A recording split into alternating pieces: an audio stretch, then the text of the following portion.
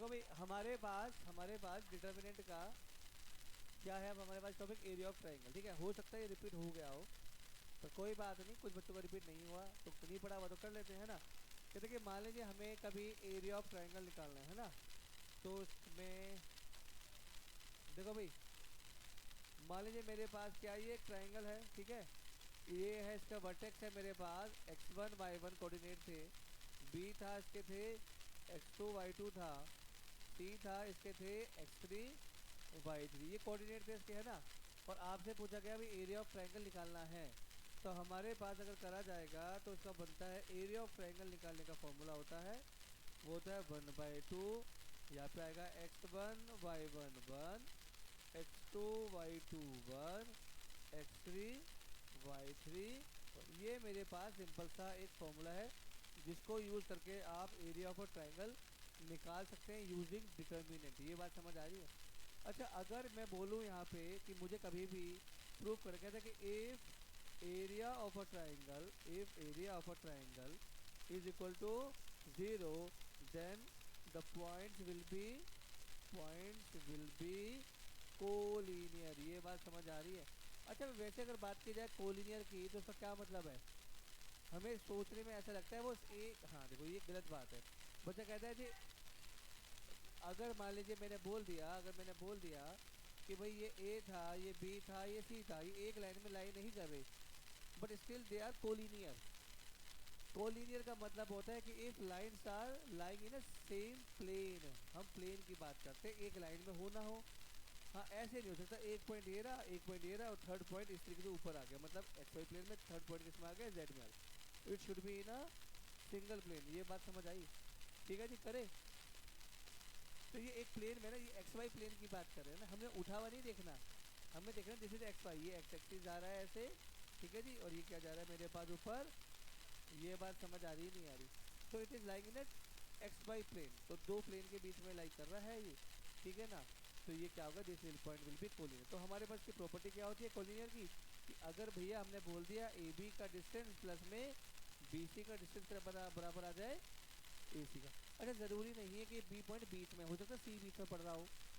जब हम distance calculate करेंगे between two point, it is A B और बी सी, तो ये पाएंगे कि दो का सम तीसरे के बराबर होगा, तो उसे पता चलेगा कि कौन सा पॉइंट बीच में लाई कर रहा है। ये बात समझ आ रही है नहीं आ रही है, बोलो।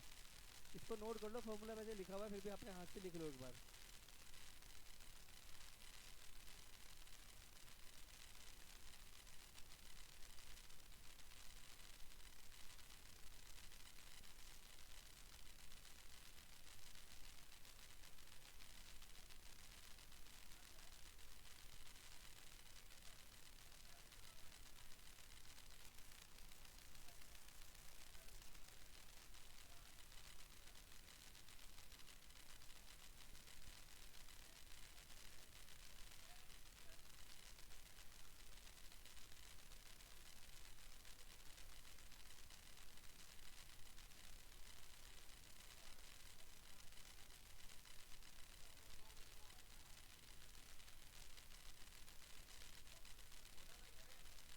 हाँ जी, करें। चलो भाई, चलो देखो, करा देखो। अब हमारे पास क्वेश्चन में लिखा गया है यहाँ पे कि find the area of a triangle, ठीक है। आपके पास ये तो दिख नहीं रहा पे, कहाँ पे थे हम लोग। देखो ऐसा है,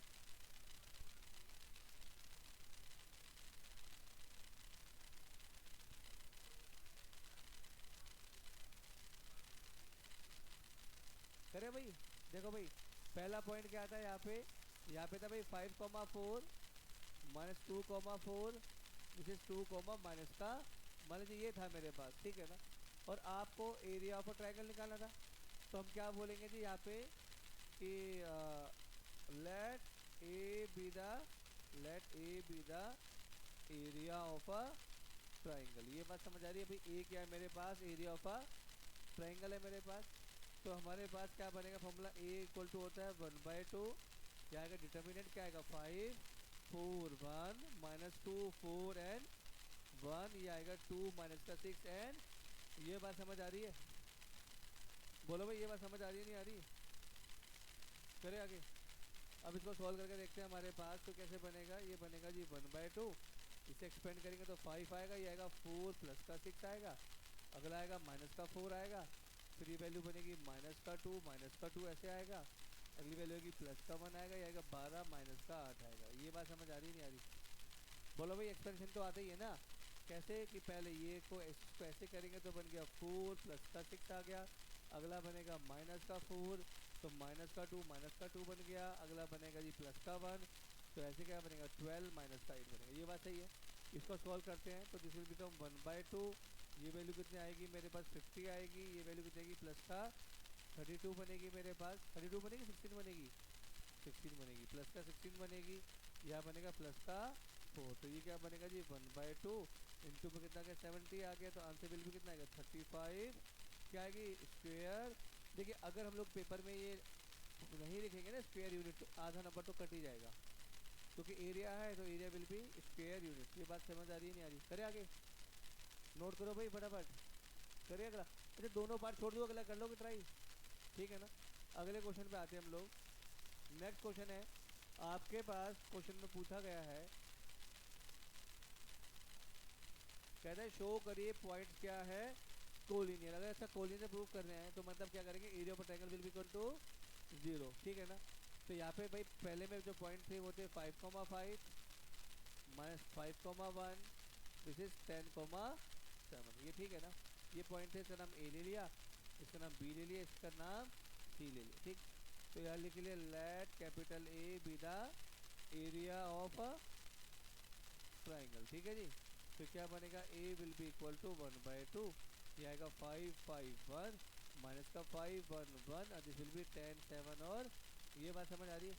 अब आपको एक्सटेंशन आता है तो कैसे बनेगा, दिस विल बिकम जी ये बनेगा 1/2, यहाँ बनेगा 5, तो ये कैसे बनेगा, ये बनेगा 1 माइनस का 7 बनेगा, अगला बनेगा माइनस का 5, ठीक है।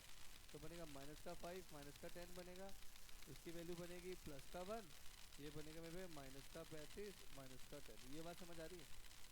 बोलो ये ठीक है ना। तो ये क्या बनेगा, दिस विल बिकम 1/2, ये वैल्यू बनेगी माइनस का 30 बनेगी, ये वैल्यू बनेगी प्लस का 75 बनेगी, इसको सॉल्व करेंगे तो बनेगी माइनस का 45 बनेगी। ये बात समझ आ रही है?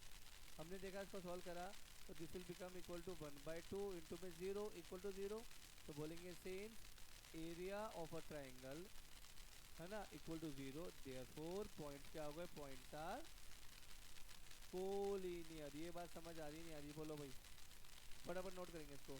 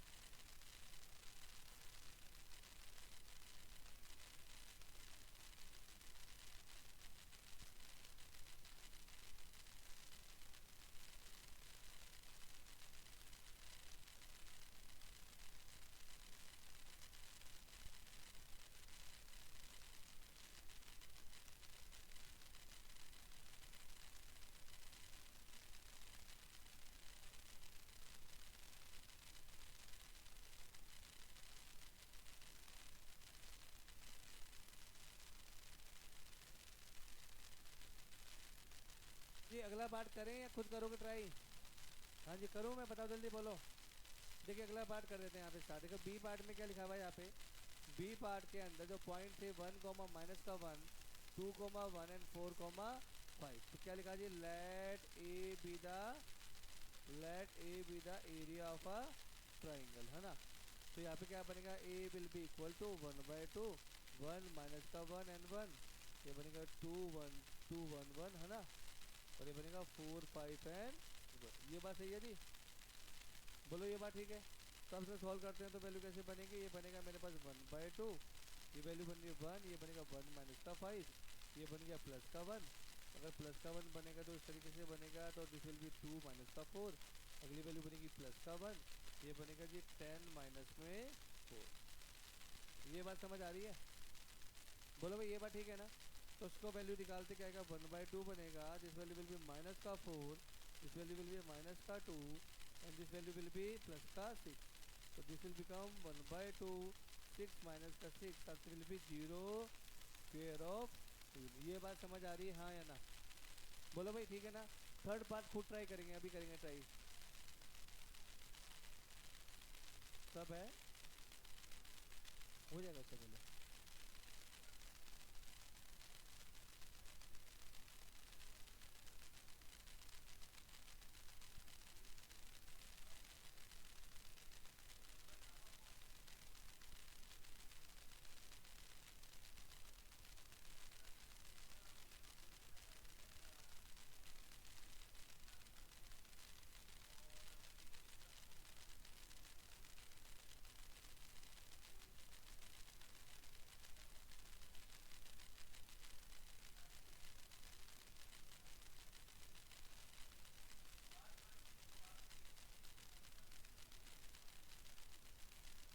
हाँ जी करें।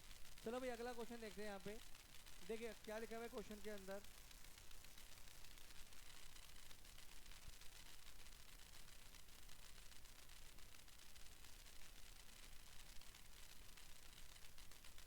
देखिए हमारे पास अगला क्वेश्चन में क्या लिखा है कि if the points are collinear, भाई गिवन है क्या, पॉइंट्स कोलिनियर है, तो प्रूव करना है कि a प्लस बी की जो वैल्यू है वो क्या है, ए बी, ठीक है ना।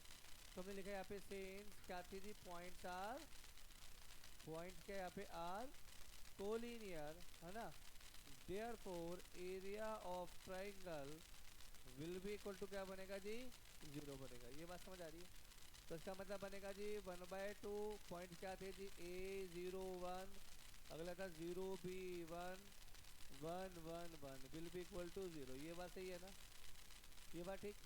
अच्छा ये 2 था, भाई के मल्टीप्लाई होगा तो 0 बन जाएगा, तो उसको ऐसे भी कर सकता हूँ, ये 0 हो गया। ये बात समझ आ रही है नहीं आ रही? अब क्या करेंगे, एक्सपेंड करते हैं, ये A ऐसे ही था, B माइनस का 1 आ गया, फिर अगला कैसे आएगा, 1 पे आएगा, प्लस का 1 आएगा, क्या बनेगा 0 माइनस का B will be equal to 0। तो ये बन गया जी A B minus A minus का बी इक्वल टू 0। इन दोनों को आपने उठा के राइट साइड में लिया है, तो बनेगा देयरफॉर ए प्लस में B will be equal to A. ये बात समझ आ रही है या नहीं आ रही है? बोलो भाई ये बात समझ आ रही है? फटाफट नोट करेंगे इसको ना एक बार, फटाफट नोट करो भाई।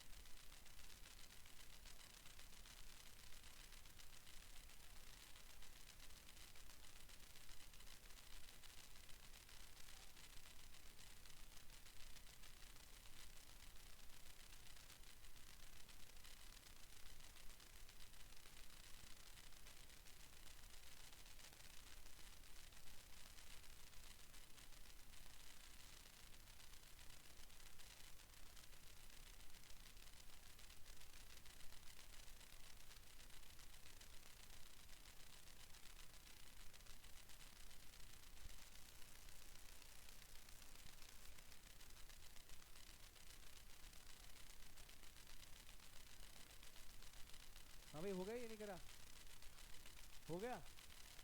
कैसे करा इसको, यहाँ पे हमारे पास पॉइंट कोलिनियर है, प्रूव करना है, तो यहाँ पे क्या, लेट ए बी द,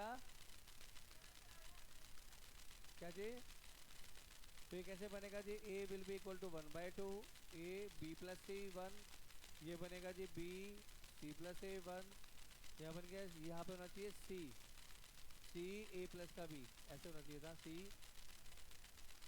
ये बात समझ आ रही है, आपका प्रूफ हो गया था कि आपने निकाला था जब, वो सेम, वो सेम वैल्यू पे हो गया, सेम वैल्यू पे कैसे हो सकता है भाई, सेम वैल्यू पे नहीं हो सकता। एक सेकंड, एक सेकंड, एक सेकंड, नहीं वो सही, मेरा वो क्वेश्चन को करेक्ट करो, दे शुड बी सी, ये ए प्लस बी होना चाहिए था, वो गलत लिखा हुआ है। तो जब हम इसको सॉल्व करेंगे तो ये बनेगा 1/2, ये बनेगा ए, सी प्लस का ए माइनस का ए माइनस का बी, अगला बनेगा, चलो उसको ऐसे एक्सपेंड कर देते हैं, दिस विल बी माइनस का बी, ऐसे कर दिया, तो ये बनेगा बी प्लस का सी, है ना, माइनस का ए माइनस का बी, अगला वैल्यू बनेगा प्लस का सी, ठीक है, प्लस का सी बनेगा तो वैल्यू बनेगा मेरे पास बी प्लस का सी माइनस का सी माइनस का, ये बात समझ आ रही है, बोलो भाई ये बात ठीक है ना। अब काट लीजिए, ये इससे कट गया होगा मेरे पास, ठीक है ना, तो ये बनेगा 1/2, ये बनेगा ए सी माइनस ए बी, ये वैल्यू इसमें बी से बी कट गया, ये बनेगा माइनस का बी सी प्लस का ए बी, इसमें कट गया सी और सी कट गया, तो ये बनेगा प्लस का बी सी माइनस ए सी, ये आ गया। अब ए सी से ए सी चला गया, बी सी से बी सी, ए बी से ए बी, तो बन गया 1/2 इंटू में 0, आंसर विल बी 0। ये बात समझ आ रही नहीं आ रही, तो हमारे पास जब इसके 0 आ गए तो मतलब क्या बनेगा, पॉइंट विल बी, हम बोलेंगे therefore, therefore points are collinear, ये बात समझ आ रही है नहीं आ रही, बोलो भाई, ये बात क्लियर है, पॉइंट कोलिनियर है, करे आगे, ठीक है ना, करे आगे, ये लिखना है।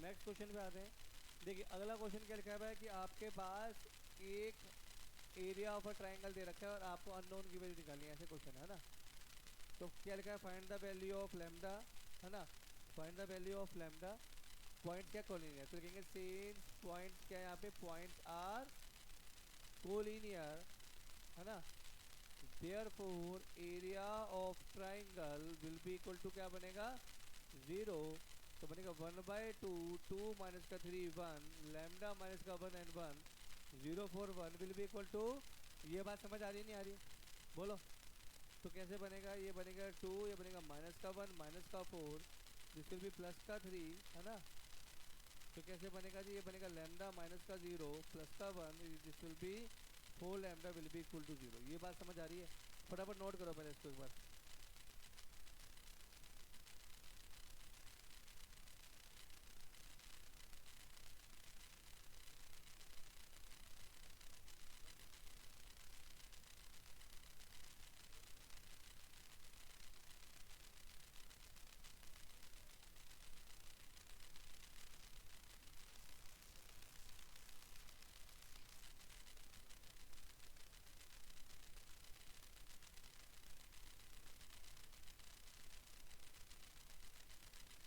हाँ जी करे, देखो अब इसको सॉल्व करेंगे तो वैल्यू क्या बनेगी, माइनस का 10, ये वैल्यू बनेगी प्लस का 3 लैम्डा प्लस का 4 लैम्डा इक्वल टू 0, माइनस का 10 प्लस का 7 लैम्डा इक्वल टू 0, 7 लैम्डा की वैल्यू आ गई 10, तो लैम्डा विल बी 10 बाय में, ये बात समझ आ रही नहीं आ रही, बोलो भाई ये बात क्लियर है।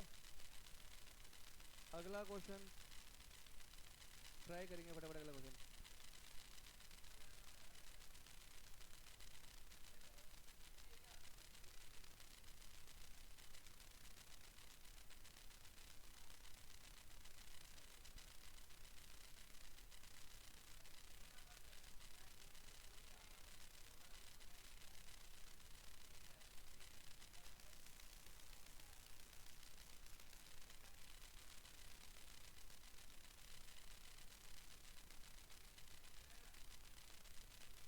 चलो भाई देखो अगला क्वेश्चन क्या है। आपके पास एरिया ऑफ ट्रायंगल दे रखा था, कहता है एरिया ऑफ ट्रायंगल की वैल्यू दे रखी है 35 सेंटीमीटर स्क्वायर, है ना। ये दे रखा है तो क्या बनेगा यहाँ पे एरिया ऑफ ट्रायंगल क्या होता है 1/2 एक्स 4 2 माइनस का 6 5 4 this value is 1 1 1 equal to क्या है 35 पे है ना। और आपको वैल्यू किसकी निकालनी है यहाँ पे, एक्स की वैल्यू निकालनी है, ठीक है जी। तो कैसे करोगे इसको, हाँ जी कैसे करोगे, ये बनेगा जी ये बन गया मेरे पे x 4 1 2 - 6 and 1 5 4 and 1 equal to 70 हो गया। तो ये कैसे बनेगा, एक्स यहाँ पे आ गया, दिस वैल्यू विल माइनस का 6 माइनस का 4 यहाँ पे आएगा। तो ये कैसे बनेगा 2 माइनस का 5, ये वैल्यू बनेगी 1, ये वैल्यू बनेगी दिस विल बी 8 प्लस का 30 विल बी इक्वल टू मेरे पास क्या बनेगा 70। ये बात समझ आ रही है हाँ या ना, बोलो भाई ये बात ठीक है ना। तो इसकी वैल्यू कैसे बनेगी, दिस विल बी माइनस का 10x, ये बनेगा प्लस का 12, ये बनेगा प्लस का 38 इक्वल टू 70। तो माइनस का 10x की प्लस में कितनी वैल्यू होगी, ये मेरे पास 50 हो गई इक्वल टू 70 हो गया। ये बात सही। सोल्व करते हैं आगे इसको, तो क्या बनेगा माइनस का 10x will be equal to बन गया मेरे पास 20 बन गया। तो x की वैल्यू क्या आएगी माइनस का, ये बात समझ आ रही है नहीं आ रही, फटाफट नोट करो अगला क्वेश्चन करना है।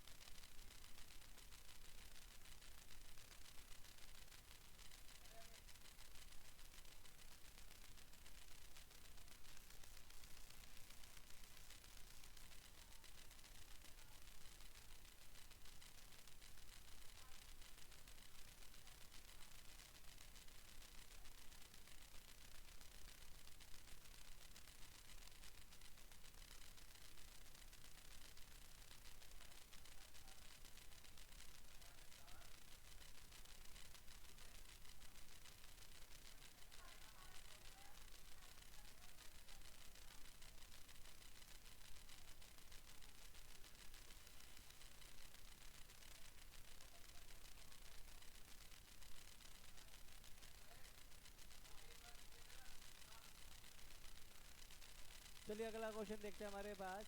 अच्छा ये प्रूव करिए फटाफट, हाँ जी प्रूव करेंगे, कैसे होगा ये, कैसे होगा। देखिए ये हाँ एनसीईआरटी एग्जाम्पलर का है, आता है, किसको आता है ये है, हाँ तुझे पूरा आता है, याद है, कर देगा कैसे, कर रखा है मैंने, कराया होगा ना। देखिए हमारे पास क्या लिखते हैं, let A B the area of a triangle, है ना, ये था एरिया ऑफ ट्राइंगल। कैसे बनेगा 1/2 x1 y1 1 x2 y2 1 x3, ये बात सही है ना। अच्छा हमने क्या करा यहाँ पे ना, इस 2 को उठा के राइट एलएचएस में ले गए, तो this will be two A equal to x1 y1 1 x2 y2 1 x3 y3 1, ये बात सही है ना। अब हमने देखा कि हमारे पास यहाँ पे 2 चाहिए था, तो 2 से मल्टीप्लाई कर दिया बोथ साइड, हमने लिख दिया मल्टीप्लाई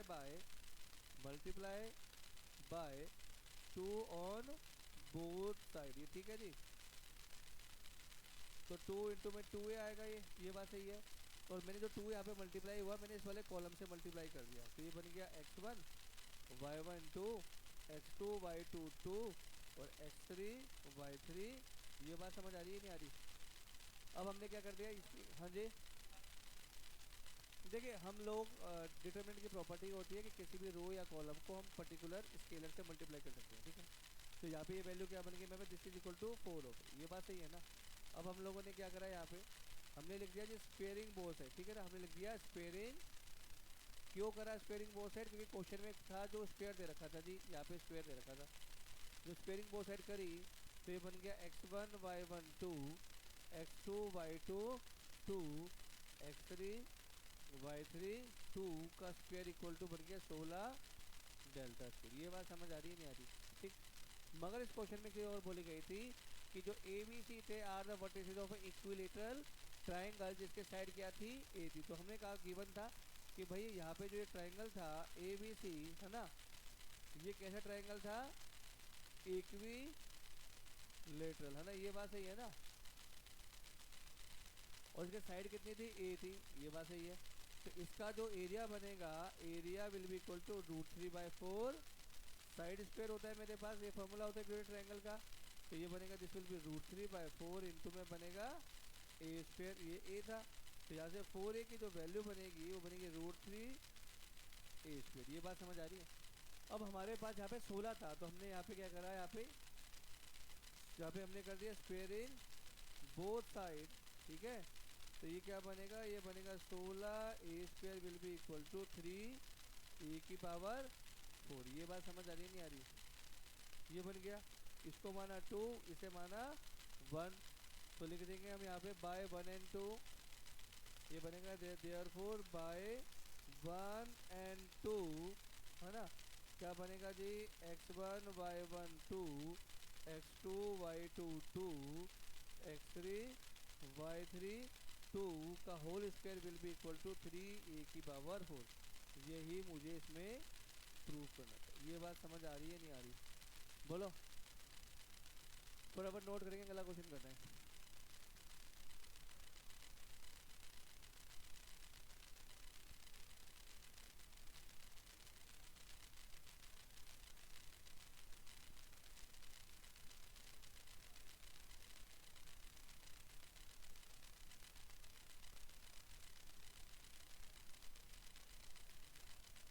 नहीं भाई वो डाले हुए हैं क्वेश्चन ऐसे, हाँ जान बुझ के डाले हुए हैं सेम। वो क्वेश्चन नंबर 2 देखना, बनाई तो मैंने ही है। चलिए अगला जो क्वेश्चन है उसमें सेम था, मगर यहाँ पे क्या था, स्क्वायर के इक्वल क्या प्रूव करना था, a + b + c, ये प्रूव करना था इस तरीके से, है ना। वो क्वेश्चन में कहता है, देखो जहाँ तक अपने प्रूव कर लिया वो तो सेम ही था। उसमें था जी x1 y1 2, x2 y2 2, x3 y3 2 का स्क्वायर की वैल्यू क्या आ गई थी मेरे पास, 3 आई थी, क्या आई थी, 16 आई थी ना, 16 ये आ गया था, है ना। ये बात सही है, इसे हमने 1 माना था, यहाँ तक तो हमने सेम ही तो पीछे किया था क्वेश्चन में, ठीक। अब हमारे पास क्वेश्चन में बोला गया है, जो ये ट्राइंगल है, यहाँ पे बन रहा है, इसका नाम था ABC, है ना, ABC, इसकी वर्टिसेस थे। कह रहे इसकी जो लेंथ थी सामने वाले की A थी, एक साइड B थी, एक साइड क्या थी, C थी। ये बात ठीक है ना। अच्छा आप लोगों को आता है हीरोज फार्मूला, आता है हीरोज फार्मूला, आता है ना, आता है ना। वो कहता था, हीरोज फार्मूला कहता था कि भाई area of a triangle will be equal to होगा रूट के अंदर S इंटू में S minus A, S minus B, S minus C। ये बात ठीक। और जो यहाँ पे S था ना, लिख देंगे वेयर S की वैल्यू थी a + b + c बाय में। ये बात समझ आ रही नहीं आ रही? ये तो पढ़ा था, बचपन में पढ़ा हुआ है ना। अच्छा S की वैल्यू ये थी, अगर मैं S माइनस a बोलता, हाँ जी, अगर मैं यहाँ पे S माइनस a बोलता तो मतलब क्या बनता, a + b + c divide by 2 minus का a होगा। अगर मैं S माइनस b बोलता तो बनता a + b + c माइनस का b डिवाइड बाय 2 होता, ये आता माइनस का b यहाँ डिवाइड बाय 2। और S माइनस c की बात करते तो वो वैल्यू हो जाती मेरे पास a + b + c divide by 2 minus का c। ये बात समझ आ रही है नहीं आ रही है? ठीक। एलसीएम लेंगे तो this will become b + c minus का a डिवाइड बाय 2। ये वैल्यू बनेगी मेरे पास, ये वैल्यू a + c माइनस का b/2 बनेगी। और ये वाली जो वैल्यू बनेगी वो वैल्यू बनेगी a + b माइनस का c डिवाइड बाय 2। ये बात समझ आ रही नहीं आ रही? ठीक है जी, कोई डाउट है इसके अंदर? इन वैल्यू को इस वाले एरिया ऑफ ट्रायंगल के में पुट कर देते हैं। ये क्या था मेरे पे, a था, ठीक। हमने कहा भाई स्क्वायरिंग कर दी एक की, तो यहाँ पे क्या बनेगा, s minus a, s minus b, s minus c। ठीक है जी। तो ये बनेगा a + b + c divide by 2। अगली वैल्यू बनेगी मेरे पास b + c minus a divide by 2। अगली वैल्यू बनेगी a + c माइनस का b डिवाइड बाय 2। अगली वैल्यू बनेगी a + b माइनस का c डिवाइड बाय 2। ये बात समझ आ रही है? बोलो भाई।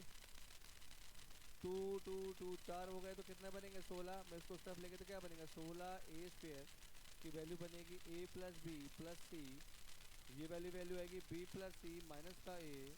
ये वैल्यू बनेगी a + c माइनस का b। और ये बनेगी a + b माइनस का। ये बात समझ आ रही है नहीं आ रही है?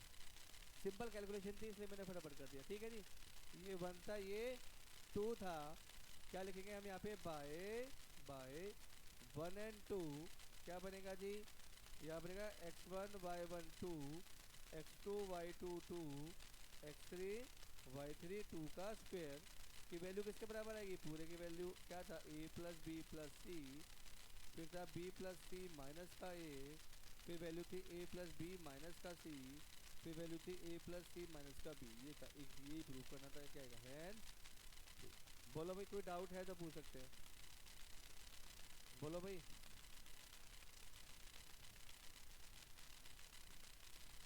कोई डाउट है इसके अंदर, फटाफट नोट कर लीजिए इसको ना।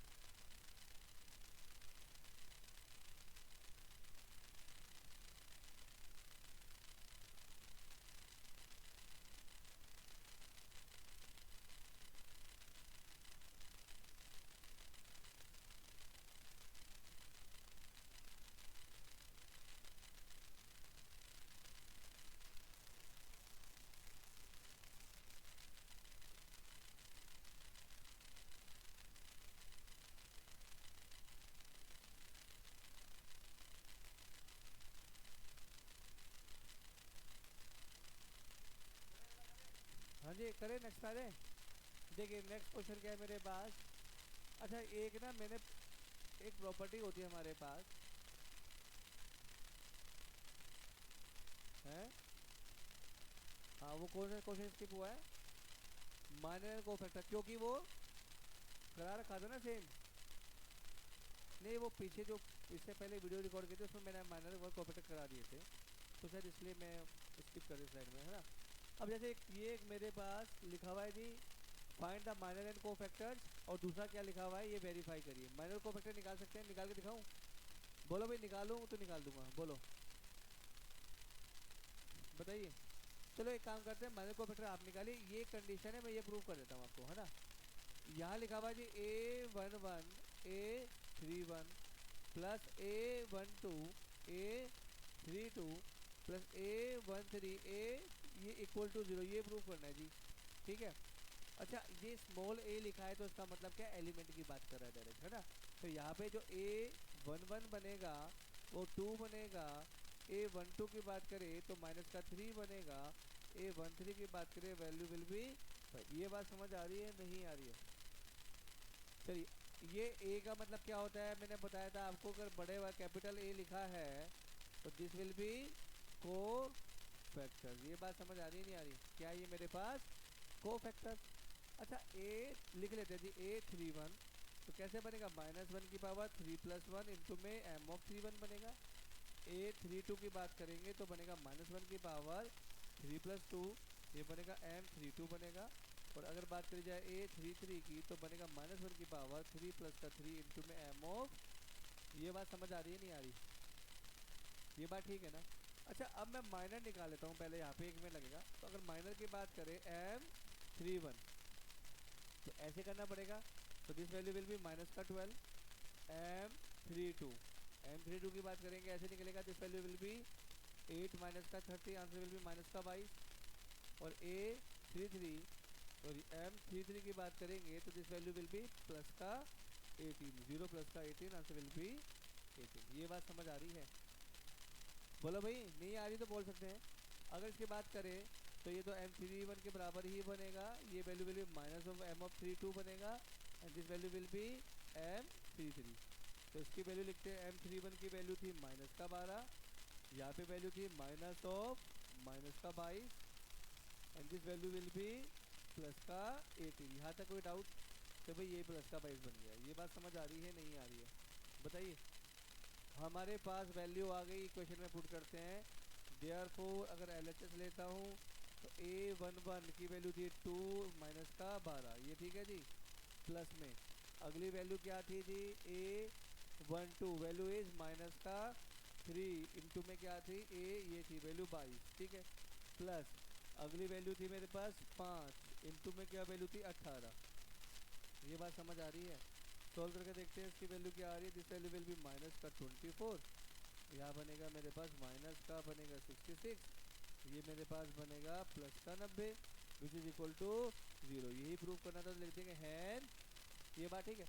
वैसे भी अगर आपको याद हो जब माइनर कोफैक्टर के बारे में मैंने बोला था, वहाँ बोला था एक प्रॉपर्टी होती है, if the element of any specific row या column multiply with any specific row और कॉलम, क्या बोला था, कोफैक्टर्स, तो उसका सम क्या होता है 0। ये प्रॉपर्टी है, ये मैंने कराई, दिखाऊं कौन सी है, दिखा दूं, देखो ये देखना पता चल जाएगा तुम्हें, ये ध्यान से देखो, याद है ये प्रॉपर्टी बोली थी, if the element of any row और column are multiply with the cofactor of any other row then their sum will is 0। तो ये प्रॉपर्टी थी, इसका क्वेश्चन था यहाँ पे, ये पेपर में आया हुआ है, वैसे ये एनसीईआरटी का एग्जांपल है, ठीक है जी।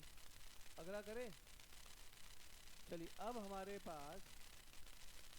पास एक सिंपल सी चीज है, इसे बोलते हैं एडजॉइंट ऑफ अ मैट्रिक्स, ठीक है जी, एडजॉइंट या इनवर्स, ठीक। चलो भाई एक चीज सीखते हैं फटाफट,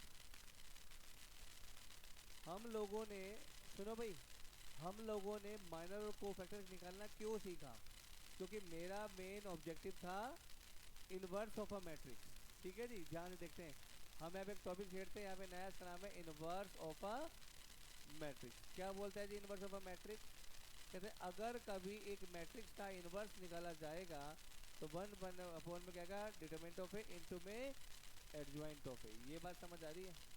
ये सिंपल सा फॉर्मूला है, मगर यहाँ पे ये ध्यान रखना है कि it should not be equal to 0। अगर 1 में 0 होगा then it will become infinity, तो बात खराब हो जाएगी, ठीक।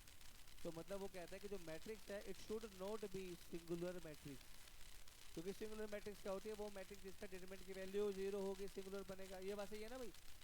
अब हम लोगों ने क्या करा, अब देखो यहाँ सवाल आता है जी अब एडजॉइंट ऑफ ए कैसे निकाला जाएगा। तो जो एडजॉइंट ऑफ ए होता है बेसिकली वो कोफैक्टर की जो मैट्रिक्स है उसका क्या होता है, ये ट्रांसपोज हो जाता है। ये बात समझ आ रही है? तो उसके लिए ट्रांसपोज होता तो एडजॉइंट बनता, तो इसलिए हमने पहले क्या सीखे निकालने, कोफैक्टर सीखे, हाँ या ना? ये बात समझ आ रही है? कोफैक्टर सीखे ताकि मैं क्या निकाल पाऊँ, मैट्रिक्स का, ठीक है जी। एक एग्जांपल से बात करते हैं यहाँ पे कि मान लीजिए मेरे पास एक एग्जांपल था, वो है ना, कहते हैं मैट्रिक्स थी ए, एलिमेंट थे यहाँ पे ए बी सी डी, ये बात सही है।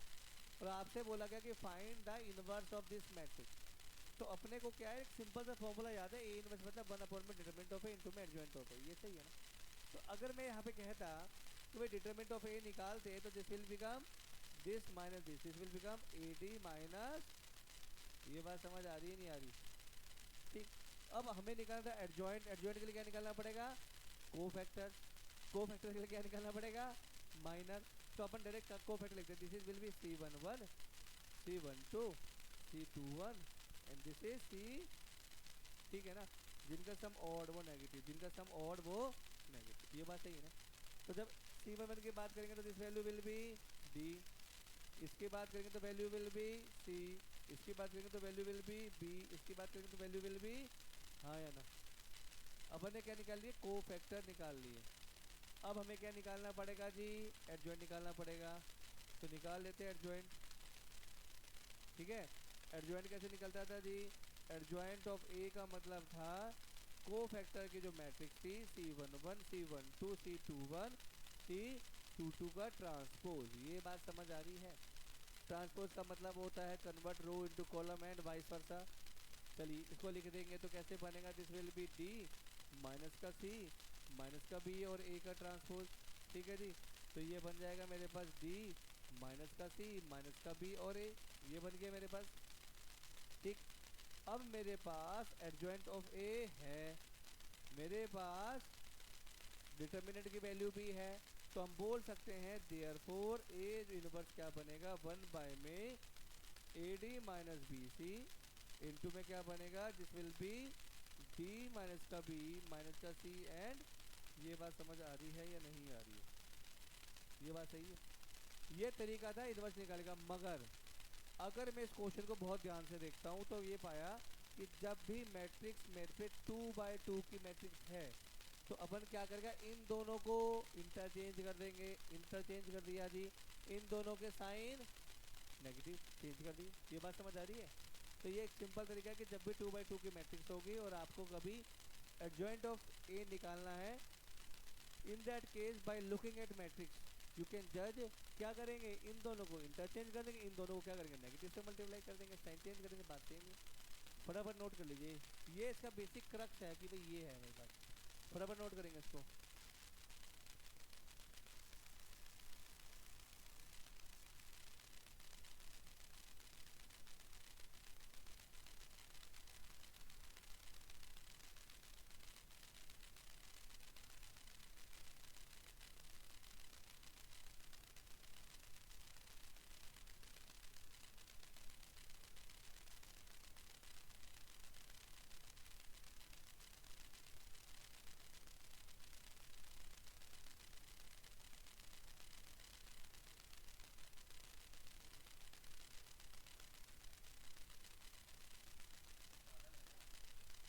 करे देखो, नोट कर लिया ये है।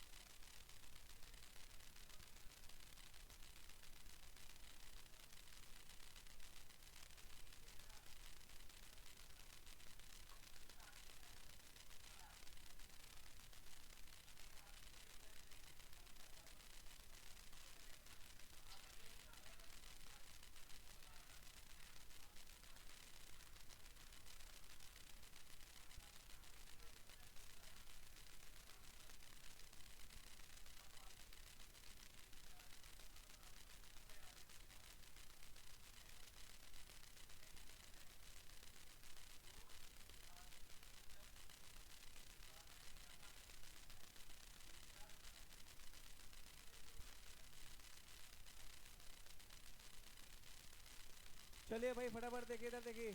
जैसे हमारे पास देखिए इस क्वेश्चन में लिखा है find the adjoint of matrix, है ना।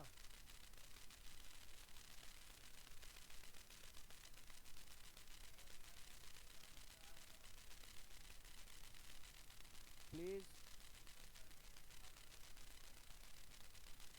आपसे क्वेश्चन नंबर 37 में बोला गया है एक मैट्रिक्स थी आपके पास ए, क्या थी वो, पी क्यू आर एस, है ना।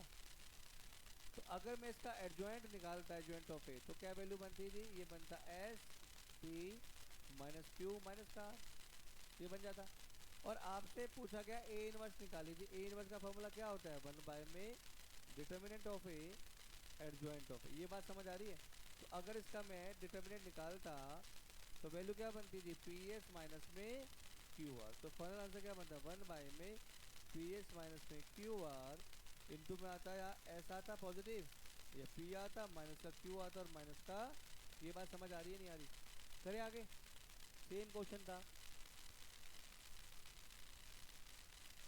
चलो एक काम करो, इसको ना यहाँ तक सारा कर लेना, ठीक है ना। पर ये ध्यान रखना अगली क्लास में मैं ये टॉपिक पूरा करा दूंगा एडजॉइंट वाला। हाँ